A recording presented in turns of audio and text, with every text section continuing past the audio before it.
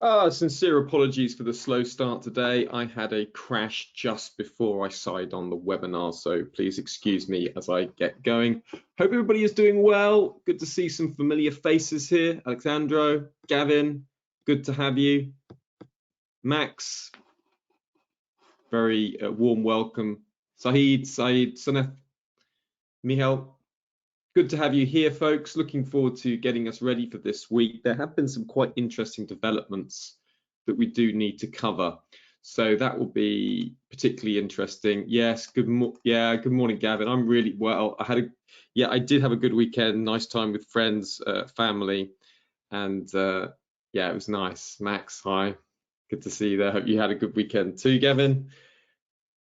Right, so without further ado, let's get stuck into the session. Now, before we get started, don't forget, as we look at different entries, exits, the whole idea of this webinar is it's from the perspective of you're looking sort of over my shoulder and seeing how I go about making trading decisions, how I analyze the market dynamics. It's not a signal trading service, so if you're new to the webinar today, just bear in mind that it can't be a signal trading service anyway, because market conditions change very rapidly sometimes, and this is just an outlook as things currently stand now. The workshop we'll be looking at is what to expect for the Canadian labour data.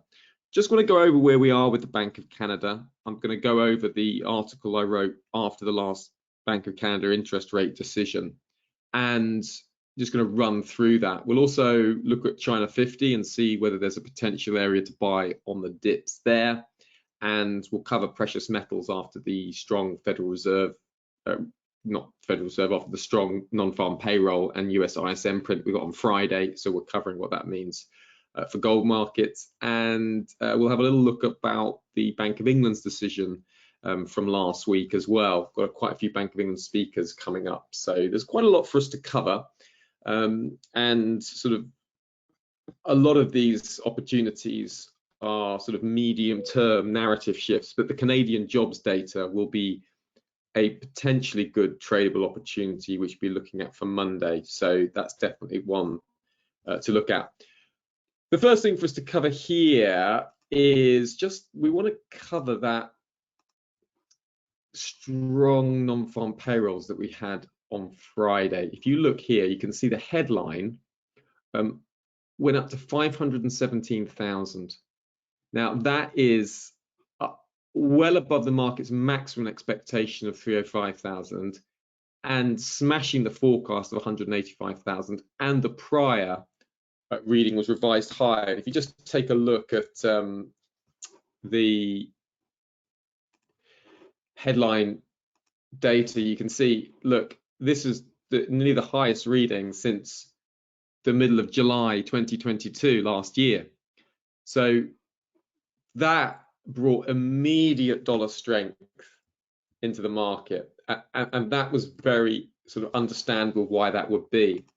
And if we look at the Federal Reserve short-term interest rate pricing, look how the current expectations in the top green line have changed from a week ago with the bottom green line expectations. Do you see how short-term interest rate markets are now expecting the Fed's terminal rate to go above 5% this summer?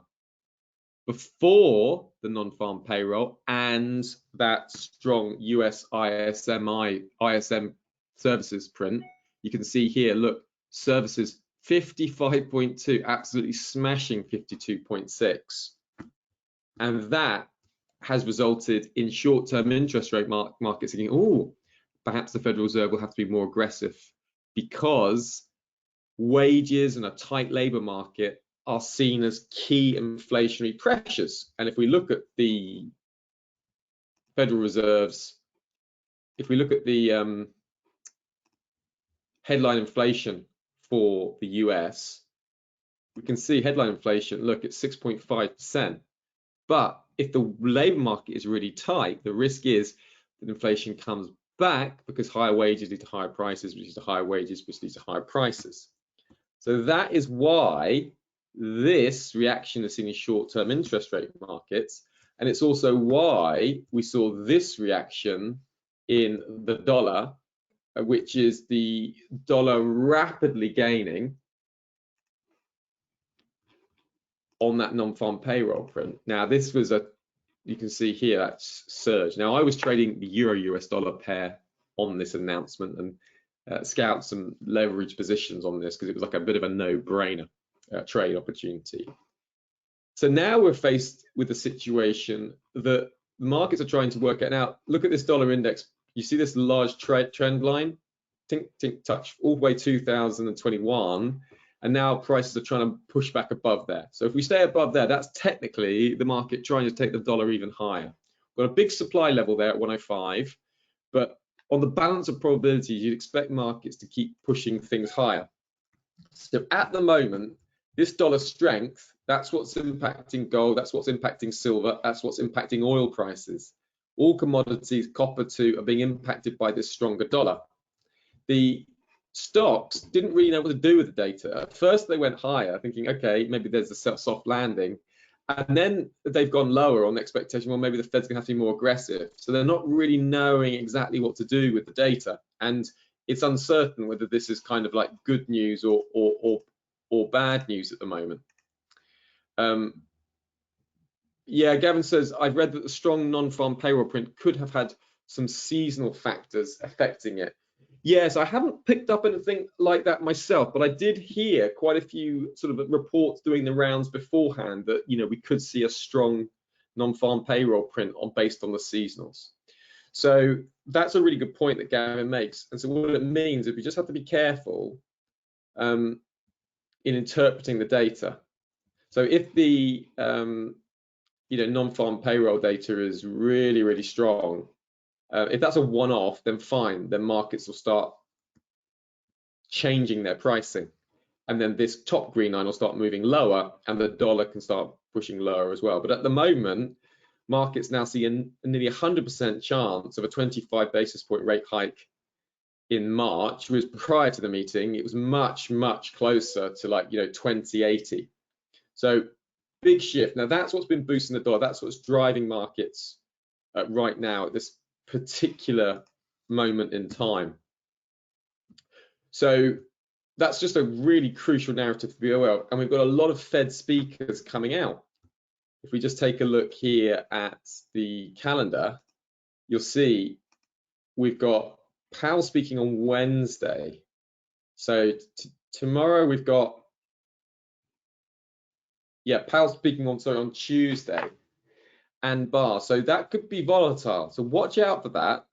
Does Powell sort of say, oh, okay, yeah, this is a concern for us, the labour market, that could push the dollar a bit higher? Or does he start to maybe refer to some of the seasonal factors that perhaps Gavin mentioned, and then you could see the dollar moving lower? So we want to see how Powell, how Barr, how Williams are going to, and Waller are going to respond to this non-farm payroll data print, and that's likely to result in some dollar volatility.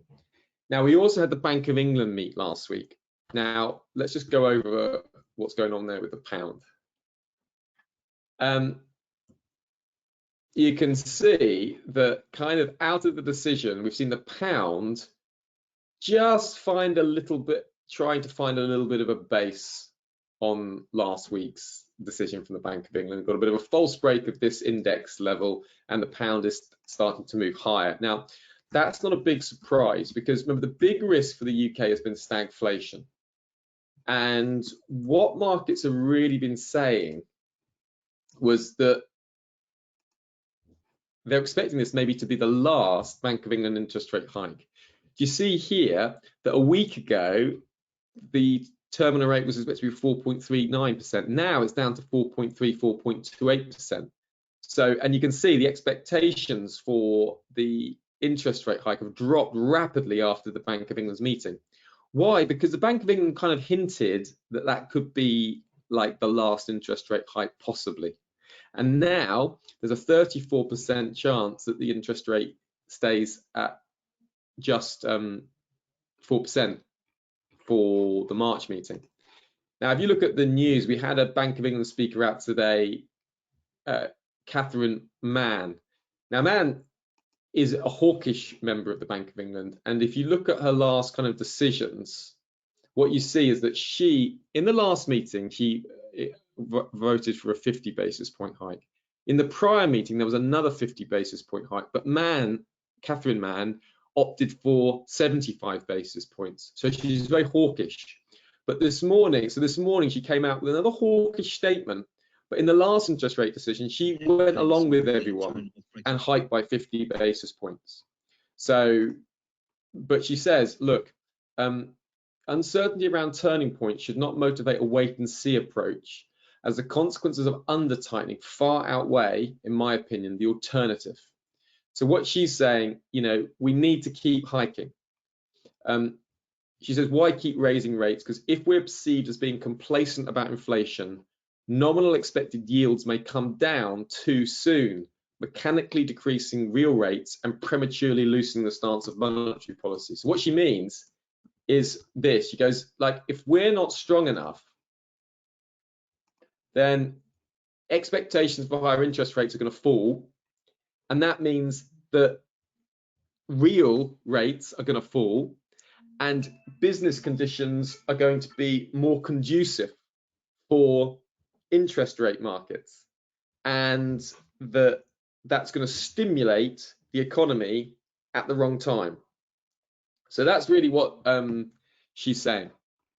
So that's what we'd expect from her. But notice we've got a lot of Bank of England speakers coming out to speak. So we've got Mann on Monday, then we've got Ramsden and Pill, that's the UK's economist, on Tuesday, Cunliffe later on Tuesday, and I don't know if we've got, so we've got a whole swathe of Bank of England speakers. So look out for volatility in the pound. Now at the moment, the pound is finding a little bit of relief, and the FTSE 100 as well, on expectations. The Bank of England's done with hiking interest rates, so it's stimulating, and it should lift the pound. It should lift UK stocks. It's quite a stimulating environment. But the question is, is it going to become too stimulating? And if you look at the data for the UK, just take a look at the headline inflation in the UK is still over 10%. It's 10.5%, and look at that, really high up those highs. So there's the Bank of England is taking comfort that inflation is coming down, but it's 0.6% down from 11.1%, and we have so many strikes going on in the UK, which is going to be inflationary because it's around pay. That's very difficult. So there's a lot of difficulties here. So watch for the Bank of England, watch for those speeches to potentially impact the market dynamics, particularly the pound. There's nothing really tradable there at the moment, but if we saw, like, Chief Economist Cunliffe's, Chief Economist Pill, turning more hawkish, then that could give the pound a bit of a reaction, and we could see the pound lose value because of stagflation concerns. So at the moment, we're seeing stagflationary concerns dominate the pound. So weirdly, high inflation results in the pound falling. Low inflation is actually lifting the pound at the moment. So just be aware of that, counterintuitive dynamic that we are currently seeing. ECB's Lagarde speaking 6 o'clock on Monday, later today. Now, what's going on with Lagarde is interesting. She was accused of being unclear at the last interest rate meeting last week, and basically prior to the meeting, the ECB said they're going to hike by 50 basis points in February, March, and April. That's what they said in December. Now, at the latest meeting last week, they said we're going to hike by 50 basis points, the last decision, and March, and then the next one's open. I read through the Q&A, and I would recommend you reading through the Q&A. You can just you can find an ECB press conference. You can quickly find the details. And one thing that struck me about the ECB press conference was just the uncertainty that Christine Lagarde has, and I read the uncertainty mainly to do with uncertainty between the ECB members, and it was this sentence that stood out to me. She says, what's your message about these interest rate hikes, yada yada yada? Because any decision is the fruit of a compromise, and the beauty of the governing council is that all governors are passionate about the rationale, the analysis, the hard economic work that it's applying what they do.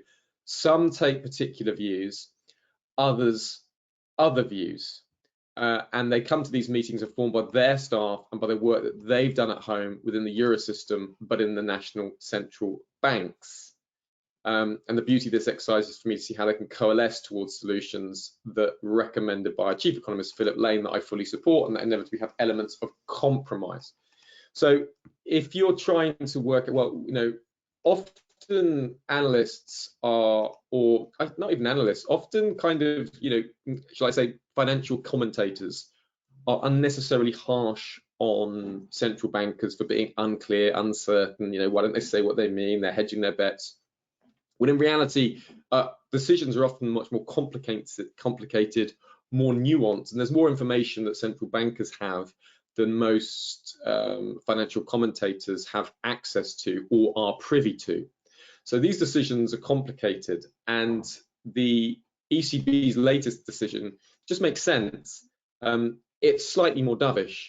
She's not committing to interest rate hikes in April because she gave a more balanced view about inflation and growth. Growth metrics since the start of the year have been significantly better. You can see if you do a full tour of the latest Eurozone data, on balance, it's been better than expected, and inflationary concerns have been moderating a little bit from the ECB, and that kind of again, much closer to what's happening in the US, step, inflation's clearly stepping down. So this has just meant that Christine Lagarde has just been, data dependent. So what that means is data dependent. But again, just watch out, because what does she say later on? Does she confirm that view? Does she contradict that view? Then we can see, at the moment, especially for these next sort of 12 hours, we can see some volatility, and the pair to look at is the euro-US dollar pair for any potential short-term opportunities. Now, overnight, we've got Australian RBA interest rate decision. Now, that, again, is going to be an interesting one. Australia is struggling with inflation. They were expected to come in at 7.2, I think it was the prior, and it came at 7.8. You can see here, look, headline inflation in Australia is going up, up, up, up. So that means that the RBA have been expected to maybe need to be more hawkish. And you can see that from a week ago, interest rate expectations were a bit higher. Now it's 92% chance seen for a 25 basis point rate hike. So that's what's expected. So what we're looking for here is the forward guidance. Do the RBA say, look, terminal rates expected to be just about 3.75%. So that is 3.2, 3.3. So that is like maybe 1 or 2 more hikes expected, and then cutting into the end of the year. So the question here, and this is the interesting question, what do the RBA see coming? Do they look and see, we see interest rates need to be moved above 4%? Then that should boost the Australian dollar, and the pair to trade it would be the Aussie New Zealand dollar pair. Now, I was buying the Aussie New Zealand dollar into the close last week, just because of this expectations I kind of knew. And I've closed out I had 2 positions. I've closed out, one for a loss and one for a profit, and I'm just going to leave it now. But what I'm looking for is if I get, and you can see here this bond yield spread. You see the bond yield spread is pushing higher between the Australian 10-year and the New Zealand 10-year bond yield spread. So what I'm expecting here is I'm expecting to see if this continues moving higher, right? Now, if the RBA take a more hawkish stance, then I would definitely expect more Aussie New Zealand dollar upside, and you could potentially look for a breakout of this level here and then a potential retest. So that could be a breakout and a retest of that level there. Definitely worth looking at. And again, look at the yield spread, which is the Aussie 10-year, AU 10-year minus NZ 10-year. If that surges higher as well, that's a good indicator that you could potentially look for maybe Aussie New Zealand dollar upsides tomorrow. So have a look at that. It's definitely one to be keeping an eye on with the RBA interest rate decision. Got the BOE speakers, we've looked at those, Cunliffe as well, ECB, Schnabel, Powell. Again, we want to see Powell having confidence not to hike interest rates. That will boost risk assets, and that would likely sink the dollar. So see what he says about those US jobs, absolutely crucial. We then got Fed Williams, Fed Bar on the Wednesday, EIA oil stocks report, and the private data will be out on the Tuesday. Fed Waller speaking later on. Again, we know the narrative there. So quite a quiet week. Continuing jobless claims, initial jobless claims. So just look for those. If they come in like really, really low, if the initial jobless claims come in sub 167, and the continuous jobless claims is well below expectation, that would be continually supportive for the dollar at the moment, depending on what the ECB speakers are saying. We then got ECB de Guindos. Again, we know the narrative there with what's going on. Now, China's inflation will be interesting. And I'll show you what's going on here. If you just take a look at the inflation data out of China. Now, China's starting to open up, and Chinese inflation is sort of potentially starting to tick higher again. So one thing that people are looking at is that if China starts reopening its economy, does that become an inflationary pressure?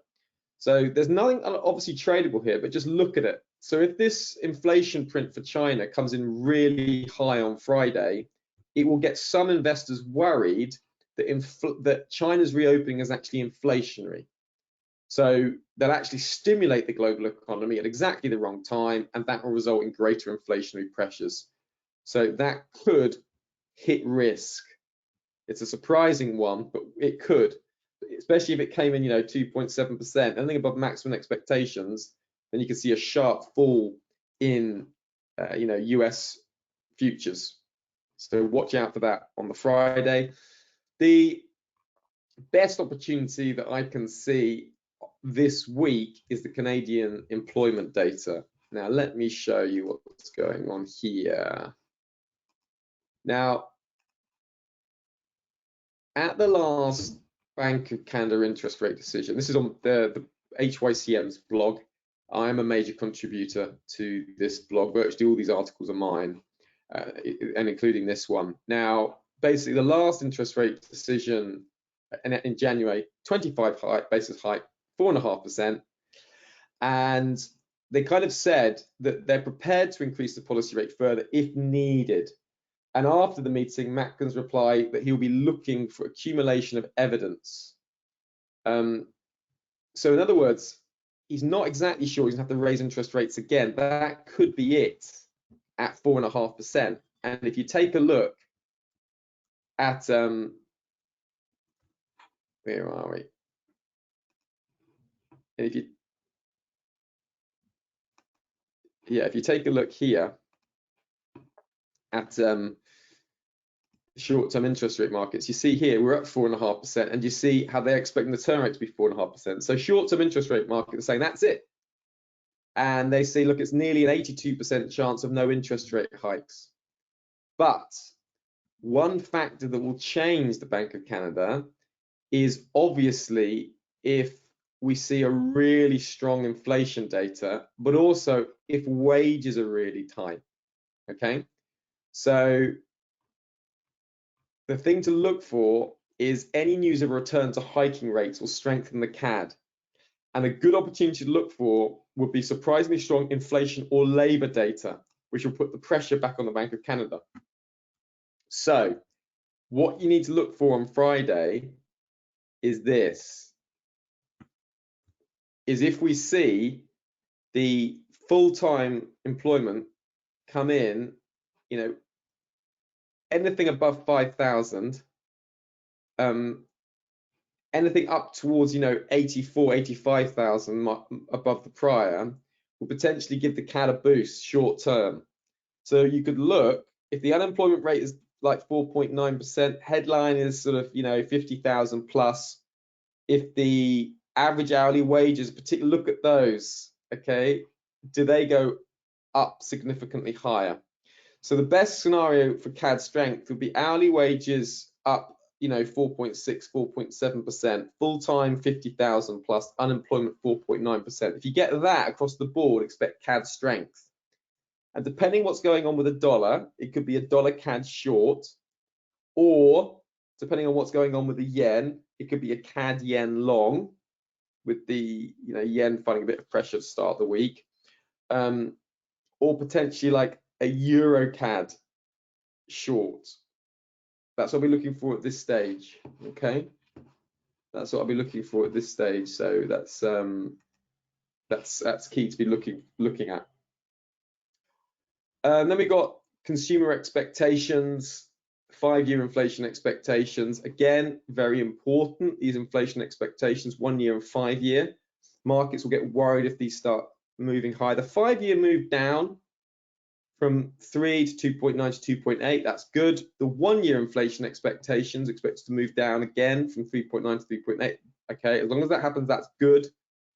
And consumer sentiment. If consumer sentiment comes in really strong again and inflation expectations are high, that's going to boost the dollar, depending on what all these Fed speakers are saying. And you've got Fed's Waller and Harker coming out after as well. So as you can see, it is an absolutely ripper of a week. But you see, a lot of these opportunities are sort of short-term narrative. The best kind of intraday trading opportunity is from the RBA on Tuesday night and the Canadian employment data on Friday. Okay, they're the two best opportunities.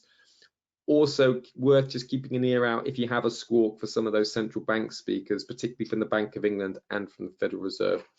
I will be back here on Wednesday and we'll do a deep dig into the Canadian labour data.